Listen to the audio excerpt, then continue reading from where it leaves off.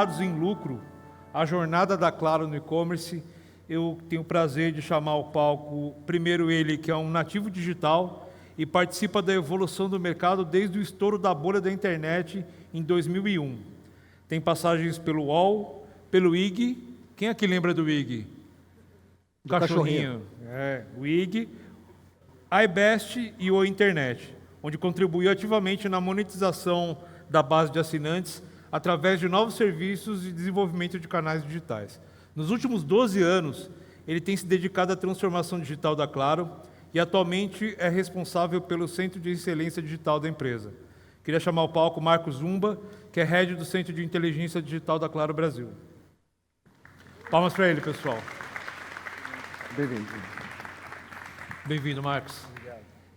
Nosso segundo palestrante é empreendedor digital, estabelecido na Espanha e no Brasil. No Brasil, ele foi um fundador do primeiro clube de compras de luxo do país.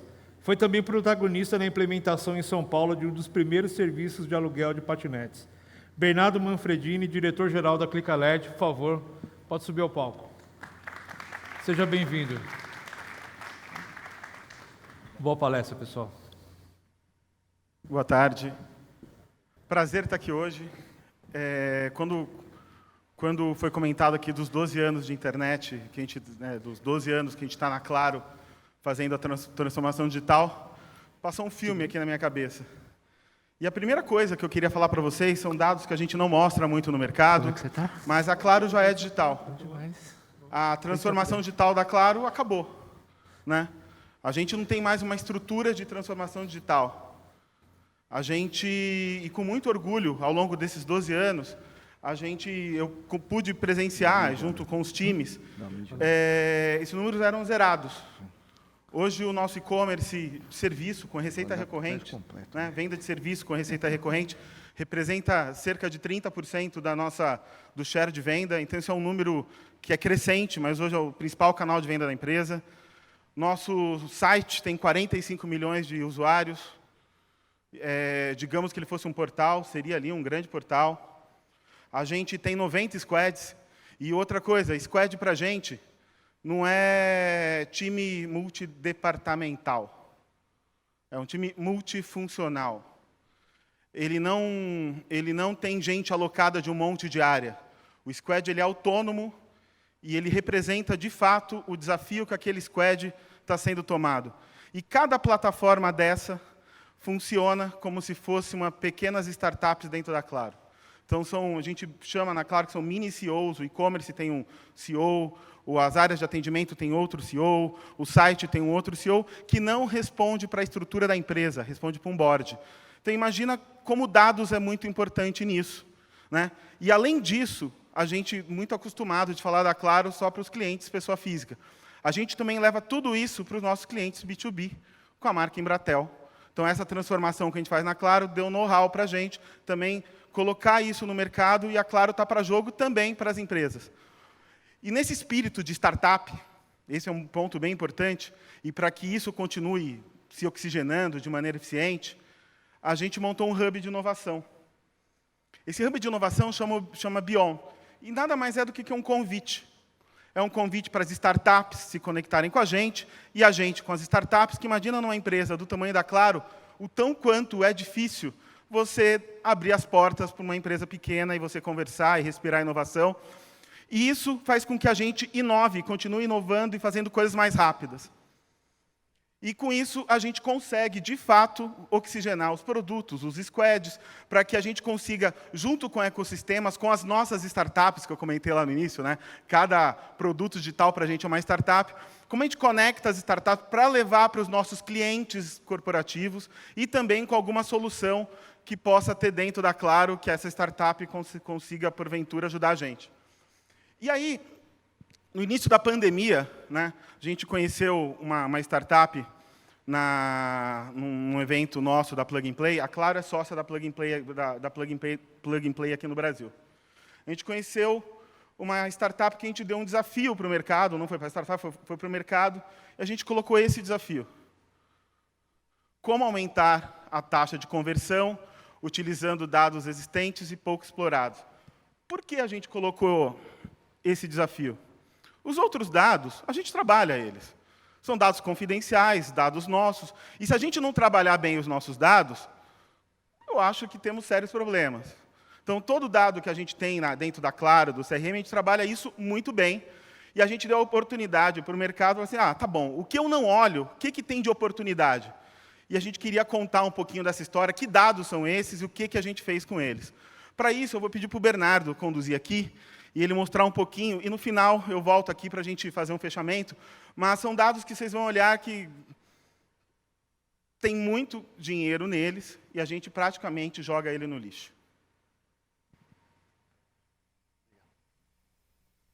Boa tarde, pessoal. Prazer estar aqui, conhecer gente nova, rever caras antigas aqui, vir de Madrid para cá e poder falar um pouquinho para vocês dessa experiência é uma oportunidade muito legal. Agradeço o convite. Quando a Claro deu esse desafio, a primeira pergunta que passou na equipe é: como uma empresa desse tamanho, com BI, com CRM, com consultorias, né, agência trabalhando, qual que é o dado que eles não estão olhando? O que a gente pode fazer de diferente? Né? Então, a gente pensou, a gente tem que ir além das ferramentas tradicionais de análise, tem que olhar coisas que estão fora do CRM, né? E como é que a gente começa isso daí? E a gente pensou em começar perguntando para as áreas de marketing digital e de canais, né, o que eles estavam medindo e quais eram os incômodos, as dores deles, algumas desconfianças. Né? As perguntas que são difíceis de responder. Às vezes são difíceis de responder, são difíceis, inclusive, de fazer, né? Porque dentro de uma empresa grande, de repente, vai mexer num calo de um outro departamento. A ideia, então, foi pegar esse ponto de partida e olhar para uma série de dados, né, que para os dinossauros da internet, já ouvi esse termo hoje, eu me considero também, já estou há 20, 25 anos aí mexendo com internet. Tem uma série de dados que às vezes estão disponíveis, seja numa ferramenta de analytics, num WordPress ou num servidor Apache. Então, são informações do tipo, que horas que a gente está recebendo uma visita, né? Qual que é o IP desse visitante, o tempo que ele passou entre carregar um banner e clicar nele, como é que ele movimentou o mouse na tela e aonde que ele foi parar. Enfim, versão de navegador do visitante, sistema operacional. São várias coisinhas que estão disponíveis e que, às vezes, o pessoal do marketing digital fala, isso interessa para o pessoal de TI, né? E acaba passando um pouco batido. Só que o pessoal da Claro tinha algumas desconfianças. Né? Dentro dessas perguntas um pouco incômodas, existia ali, vou dividir em dois grandes grupos de desconfianças. O que estava acontecendo nos resultados de buscas e o que os meus parceiros nesse ambiente estavam fazendo para trazer resultado ou talvez para atrapalhar uma campanha própria, e também em outros tipos de campanha, de programática, de display, às vezes até em redes sociais, né? O que estava sendo feito e por que às vezes as médias de taxa de conversão eram baixas e pouco animadoras. Né? E a gente foi dar uma olhada em alguns dados de fora. A gente trouxe para eles aqui casos, por exemplo, da P&G, que diz ter cortado $200 milhões e que diz que não impactou nos resultados deles de vendas. Né? O JP Morgan trabalhava com 400 mil sites nas campanhas deles e selecionaram os 3% que performavam melhor, mantiveram também o volume de resultados deles. A gente viu um outro caso do Uber, né, que diz ter reduzido 80% do investimento em mídia digital, ganhou um tráfego orgânico importante e manteve o mesmo patamar do nível de instalações. Então, aqui, isso se somou a outros questionamentos. Até um contato nosso uma vez nos perguntou, falou assim, olha, se eu levar a sério todos os dados de crescimento de audiência do streaming que estão sendo divulgados, eu vou começar a achar que as pessoas elas ficam o dia inteiro, em vez de trabalhar e estudar, elas ficam o dia inteiro vendo algum vídeo. Né? A gente vê essa audiência crescendo, mas os nossos pedidos, as nossas vendas, elas não aumentam nessa mesma proporção. Né? A gente não está feliz com as conversões. Né? Tipo, por que essa média está tão baixa? E aí a gente começou a questionar o que está acontecendo dentro dessa média. Tá bom, vamos começar a olhar alguns dados que provavelmente todos aqui devem ter acesso. A fonte do tráfego. né? E a gente traz esse slide que assim, ele é um pouco exagerado, um pouco emblemático, porque são sites que visivelmente, né, não são sites que passam algum tipo de confiança, né? São sites que um ser humano não iria, né, digitar um domínio desse para acessar. E isso daqui é proposital a gente colocar esse slide, mas quando a gente rodou algumas análises do que estava acontecendo especificamente com a Claro, a gente viu sites, aplicativos e jogos que você fala, isso daí é esquisito, né? Tipo, nunca ouvi falar. Como é que eles estão trazendo aí tanto tráfego e será que isso daí converte, né? Então, era uma suspeita aí, a gente começou a cutucar aí mais, descer na profundidade dessas análises, mas a gente quis começar com isso daqui para mostrar para vocês que talvez não precise começar com uma ferramenta específica ou com, sei lá, uma equipe muito especializada. Tem informação que está fácil e está disponível, né? A gente começou a ver também o horário em que as visitas estavam sendo feitas, né? E nesse gráfico, o interessante é ver uns picos por volta da meia-noite. Tinha uma campanha aqui que estava sendo analisada que mostrava que 98% das visitas acontecia entre a meia-noite e a 1 da manhã. Em outros dias, a entrega era quase toda feita até as 4 da madrugada, né? Então, são horas que as pessoas estão dormindo, né? A gente costuma estar dormindo nesse horário. Então, o que sobra do inventário para ser entregue do resto do dia, né? E aqui a pergunta que não quer calar é, tá bom, quem está consultando isso daí? Quem está consumindo a campanha? E a resposta é que a linha vermelha, essa quantidade vermelha de acessos, são de robôs. Ou seja, são máquinas que estão simulando o comportamento de pessoas e que nunca vão virar venda. Elas clicam num banner, elas talvez preencham até um formulário, mas no caso, sei lá, de uma empresa de telecom, na hora de fazer a instalação da fibra, não vai ter ninguém lá, não tem endereço, não é real. Isso daqui está jogando dinheiro pelo ralo, né? Verba de marketing pelo ralo. É um assunto pouco falado no mercado, né? Mexe um pouco em alguns interesses, mas a gente gosta de provocar um pouco essa discussão. E a ideia é como começar a identificar as fontes problemáticas de tráfego de uma forma que seja fácil para entender e, na medida do possível, criar essa cultura de ir verificando constantemente isso, né? Avançando um pouco no tipo de análise, né? A gente começou vendo os domínios. Uma outra coisa que a gente pode fazer é coletar o movimento do mouse e os padrões de clique numa determinada landing page. E aqui a gente está falando de algo um pouco mais avançado. A gente está falando de analisar milhares de usuários, de criar estatísticas aqui um pouco mais complexas, né? Aqui precisa de sistema, e a gente começa a ver que o padrão de clique, né, desse tráfego gerado por máquinas, por robôs, é diferente do padrão de clique humano. Então, você já tem uma suspeita, por exemplo, na questão do domínio, com outra suspeita aqui na questão do clique. Você vai somando isso e vai identificando quais são, né, as fontes complicadas de tráfego, para você ir limpando, para você ir removendo isso da sua campanha, de forma ativa, de não esperar o fim da campanha acontecer para ir brigar por algum tipo de reembolso. Porque na hora que você vai brigar por algum tipo de reembolso, você vai apresentar um dado e o teu fornecedor vai apresentar outro, você vai ficar numa disputa, e se você ganhar alguma coisa, algum tipo de bonificação, você vai querer ganhar bonificação de uma mídia que não foi boa, que era problemática? Então, a ideia é pegar no começo da campanha, eliminar isso e rodar com os parceiros bons desde o início, né? Mas o que mais que a gente aproveita, né? Então, resgatando alguns exemplos, né? Então, tamanho da tela do dispositivo, versão do navegador, né? Sistema operacional, qual que é o IP do usuário, tempo entre o carregamento de um banner e o clique. Esses daqui são 5 exemplos, mas que dá para tirar muita coisa. Então, vamos imaginar que veio um visitante para o teu site. Ele declarou que tem um tamanho de tela 1024 por 768. É um dado que deve estar lá no teu servidor já, isso daí. Ele declarou que é um iOS 15 e que o dispositivo é um iPhone. Com esses 3 dados, para nós, isso levanta um alerta. Porque a gente sabe que o tamanho de tela de um iPhone não é 1024 por 768.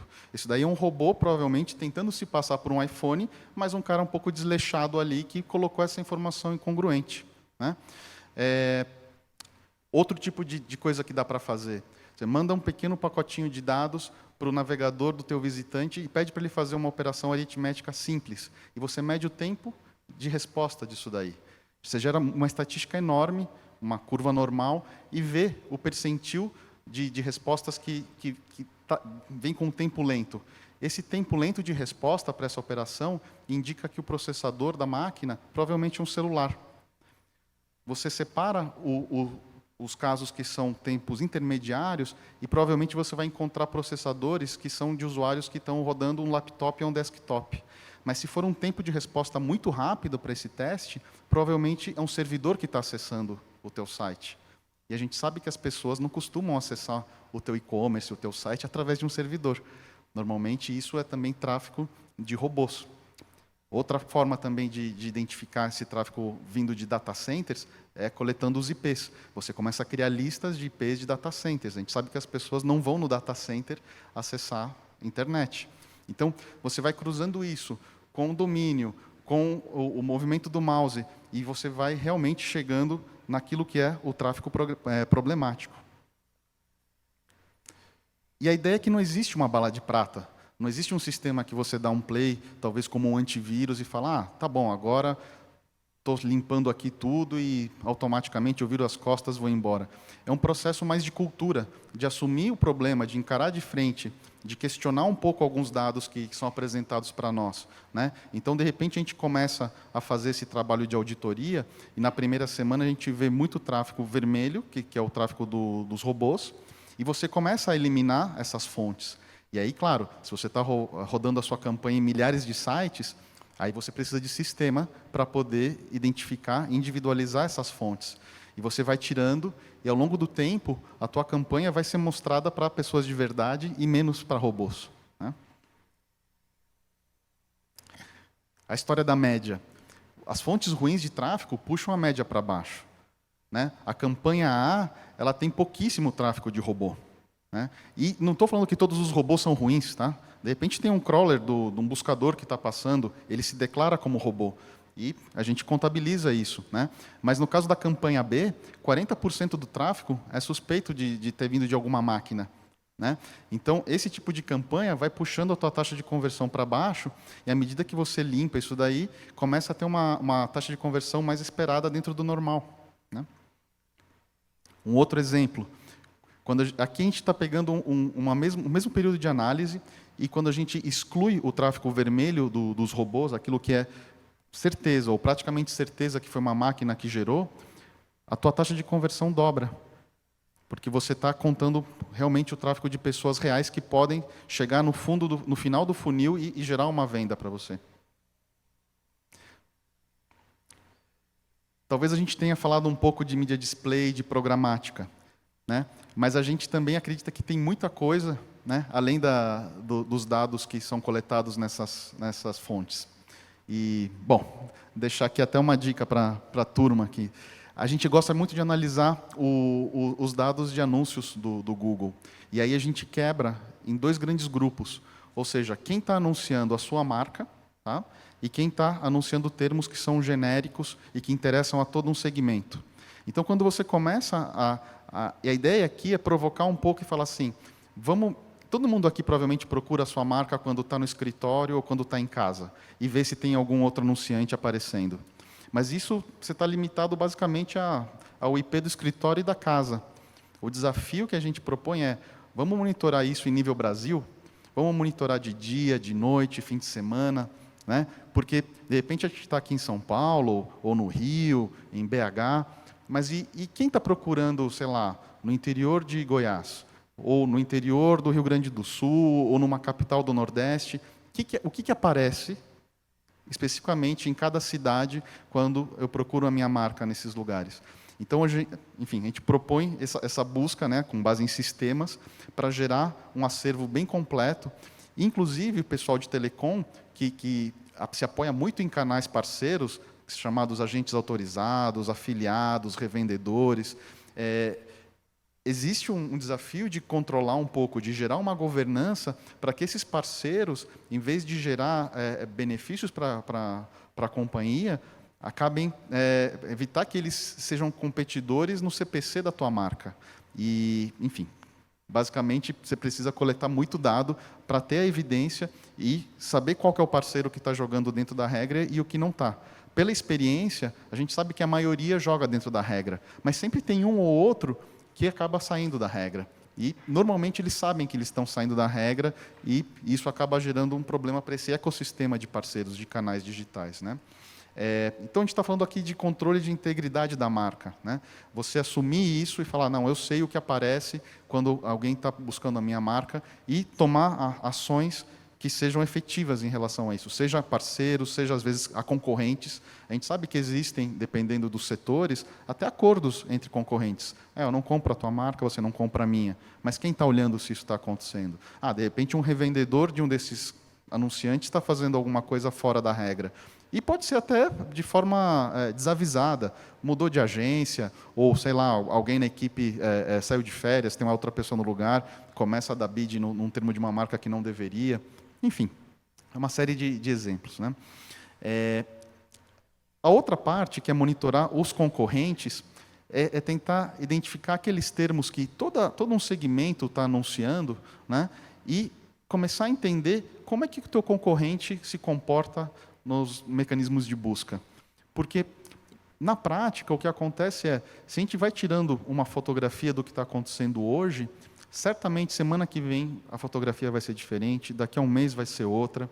E, já que a gente está falando um pouco de telecom, é uma realidade interessante, porque a gente tem 4 grandes players aqui nesse país, mas você tem por mais de 7 mil pequenos provedores que eles estão se movimentando e fica muito difícil monitorar como eles estão se movimentando. Então, provavelmente, para empresas como Claro, Vivo, TIM, Oi, Sky, falando de grandes marcas, eles têm concorrentes regionais que são específicos de diferentes estados. Então, quem está comprando, sei lá, um termo como internet fibra, ou banda larga, né?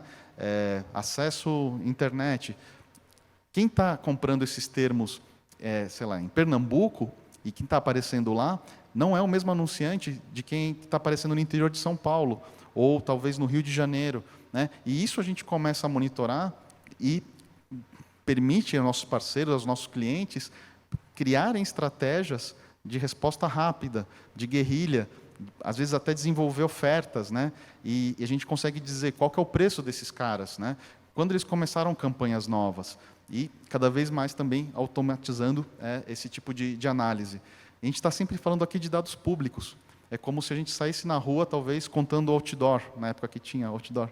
Mas, então, a gente está contando os anúncios que aparecem nos mecanismos de busca e gerando inteligência competitiva. Então, um pouco em contraste àquilo que a gente falou no começo, de dados que talvez já estejam dentro da empresa, aqui a gente vai e busca dados que estão disponíveis aí ao público e que precisam ser coletados e analisados.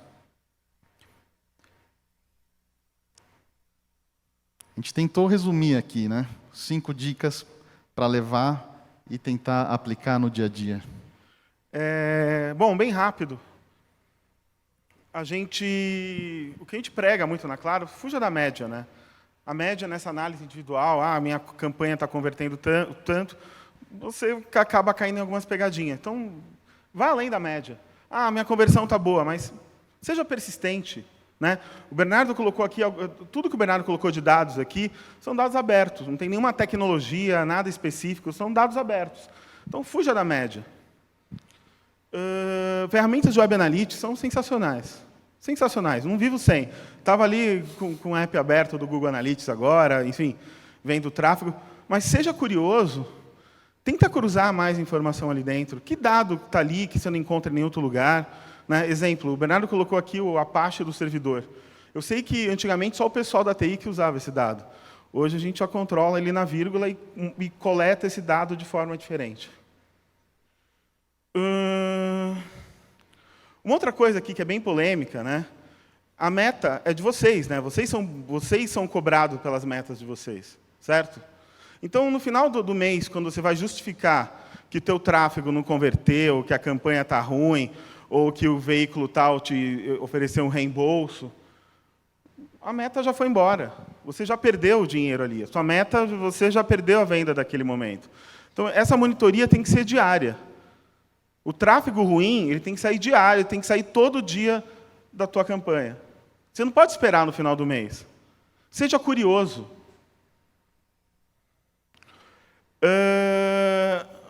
O que eu coloco aqui também muito forte é o que a gente usa muito na Claro. Encare o problema de frente. Não delega. Né? Ah, não, isso aqui é do marketing, isso aqui é da TI. Ah, a segurança está olhando. Está olhando nada. Né? Você tem que ser responsável pela tua meta. Você tem que acompanhar a tua meta. Né? Não se limite a pegar muleta e você colocar que tua meta não bateu porque a mídia veio e a campanha não converteu, o site caiu. Seja dono da tua meta, encare de frente o problema. Esse é o principal ponto. E, por último, invista em gente capacitada. Tecnologia é acessório. Você tem que ter gente operando essa tecnologia. Né? Vamos dar uma volta pela feira, vocês vão ver inúmeros jeitos de você coletar, de ver, de analisar, mas tem que ter gente especializada, gente que consiga selecionar o melhor, gente que consiga ter uma opinião bem crítica. Exemplo, agora o Google está descontinuando a ferramenta deles lá de teste AB. Né? Você não vai escolher uma que fulano me disse que aquela é boa, aquela outra é melhor. Né? Pensa, pesquisa, analisa, olha. Eu acho que o mais importante aqui é investir em pessoas capacitadas e essa tecnologia é o meio para você atingir as coisas. E para encerrar, a gente aqui da Claro está aberto para todo mundo, seja você pessoa física ou jurídica. Se você quiser inovar com a gente, a Claro está para jogo. A gente, assim como a gente trouxe esse case aqui, tem inúmeros cases quando a gente olha dados. A gente também não enxerga Claro só com os nossos clientes pessoa física, enxerga Claro também com os nossos clientes pessoa jurídica. Né? A gente tem a marca Embratel, que pertence a Claro. Então, tudo isso, essa análise de dados, tudo que a gente faz aqui, a gente está para jogo e está aberto ao mercado. Obrigado, gente. Obrigado. Boa.